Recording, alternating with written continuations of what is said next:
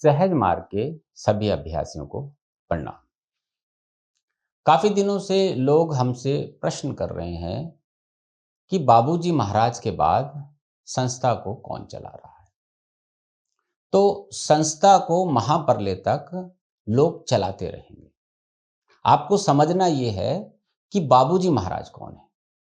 तो इसको समझने के लिए आपको ये जानना होगा कि लालाजी महाराज कौन है, बाबूजी महाराज कौन है।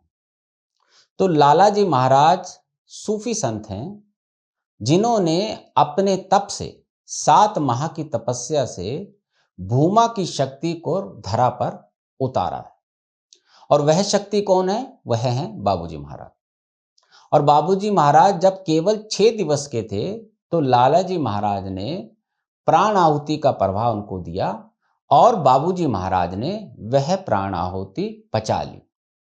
तब ये साबित हो गया लालाजी महाराज को कि वह शक्ति जो भूमा से मैंने उतारी है वह इस धरा पर अवतरित हो चुकी है। इसके बाद क्या हुआ? इसके बाद लालाजी महाराज ने लॉर्ड कृष्णा और स्वामी विवेकानंद जी के साथ मिलकर बाबूजी के अंदर सारी भूमा की शक्तियां जागृत करवाई। और भूमा की शक्ति जागृत होने के बाद बाबूजी महाराज ने एक ऐसी पद्धति बनाई जिसे कि हम सहज मार्ग कहते हैं। तो पहले तो ये समझिए कि बाबूजी महाराज कोई साधारण पुरुष नहीं है। लोग ये समझते हैं कि बाबूजी महाराज इस संस्था के दूसरे प्रेसिडेंट थे। प्रेसिडेंट एक कार्य है, लेकिन बाबूजी महाराज भूमा की शक्ति हैं। तो आप भूमा की शक्ति को केवल अध्यक्ष मानकर ना चलिए।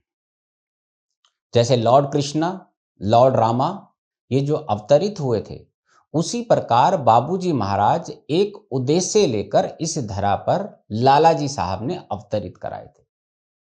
आप जानते हैं कि कलयुग का जो राक्षस है वह है हमारा अहंकार। और अहंकार को समाप्त करने के लिए हमें एक ऐसी पद्धति की आवश्यकता थी जिससे हम अपने हृदय में अहंकार को समाप्त कर सकें। अब ये तो हो नहीं सकता कि सभी मनुष्यों की हत्या कर दी जाए। तो इसलिए बाबूजी महाराज भूमा से शक्ति लेकर अवतरित हुए और उन्होंने जो पद्धति बनाई उसका नाम था सहज मार्ग। अब क्योंकि इस लक्ष्य को पूर्ण करना है, बाबूजी का संकल्प है कि समस्त मानव जाति को ईश्वर साक्षात्कार करवाना है। तो संस्था के प्रेसिडेंट कई होंगे, महाप्रलय तक हजारों प्रेसिडेंट होंगे। इसका यह अर्थ नहीं है कि वह प्रेसिडेंट बाबूजी के बराबर हो जाएंगे। बाबूजी महाराज भूमा की शक्ति हैं और महाप्रलय तक अपना कार्य करेंगे। तो जो संस्था के प्रेसिडेंट हैं उनका कार्य है कि बाबूजी ने जो पद्धति बनाई है उस पद्धति को लोगों तक पहुंचाएं और सही तरीके से पहुंचाएं। जैसे आज तक गीता का एक भी श्लोक नहीं बदला है, उसी प्रकार सहज मार्ग पद्धति में कोई भी हेरफेर नहीं हो सकता है। अगर वह नहीं बताता है और इसको बदलता है तो बाबूजी का सहज मार्ग ये नहीं कहलाएगा। इसीलिए कई प्रकार की संस्थाएं बाबूजी के सहज मार्ग को बता रही हैं, लेकिन आपको केवल वही सहज मार्ग करना है जो बाबूजी ने आपको बताया है। तो बाबूजी का सहज मार्ग क्या है? बाबूजी की जो रिसर्च है वो पूरी 5 पुस्तकों में दी हुई है। और इस पद्धति में जब हम आगे प्रगति करते हैं तो हमें क्या क्या अनुभव होता है, तो वह सब आपको अनंत यात्रा नामक 5 पुस्तकों में मिलेंगी जो रिसर्च संत कस्तूरी पे हुई थी। तो आज प्रेसिडेंट का काम केवल और केवल सहज मार्ग बताना है, उसके पास कोई अन्य शक्ति नहीं है। बाबूजी की प्राण आहुति शक्ति प्रकृति के कण कण में मौजूद है, आपको केवल उससे कनेक्ट होना है। कोई व्यक्ति किसी को अध्यक्ष नहीं बना सकता। हाँ, वो संस्था का अध्यक्ष हो सकता है, लेकिन सहज मार्ग का अध्यक्ष नहीं हो सकता, क्योंकि सहज मार्ग केवल और केवल बाबूजी महाराज का है।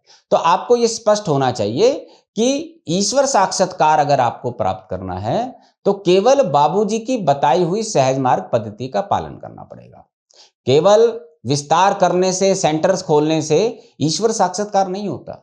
अगर ऐसा होता तो महासमाधि के बाद 1983 के बाद कई व्यक्ति आपके सामने ऐसे होते जिन्होंने ईश्वर साक्षात्कार को प्राप्त कर लिया होता, लेकिन आप नहीं देखेंगे। कारण, क्योंकि आपको सही सहज मार्ग नहीं पता है। और सही सहज मार्ग आपको कैसे पता लगेगा? बाबूजी की पुस्तकों से। और जब आप पूर्ण रूप से बाबूजी को समर्पित हो जाएंगे, तब बाबूजी की प्राण आहुति आपके हृदय में प्रवाहित होगी, आपका हृदय धाम बनेगा। धीरे धीरे बाबूजी महाराज आपके हृदय में स्थायी रूप से उपस्थित होंगे। तब आप भी कामयाब होंगे दूसरों को सहज मार्ग बताने में। सहज मार्ग कोई पढ़ाई लिखाई नहीं है कि आपने किसी का टेस्ट लिया और उसको प्रिसेप्टर बना दिया।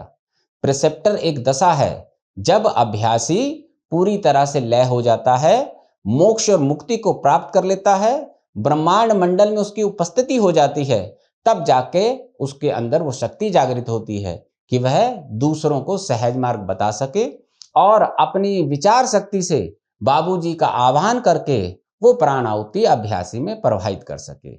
एक समय ऐसा भी आता है जब उसकी विचार शक्ति इच्छा शक्ति में बदल जाती है और वह चाहे तो प्राण आहुति को किसी भी और घुमा सकता है। तो आपको समझना होगा कि सहज मार्ग क्या है। सहज मार्ग केवल शांति का मार्ग या ध्यान का मार्ग नहीं है।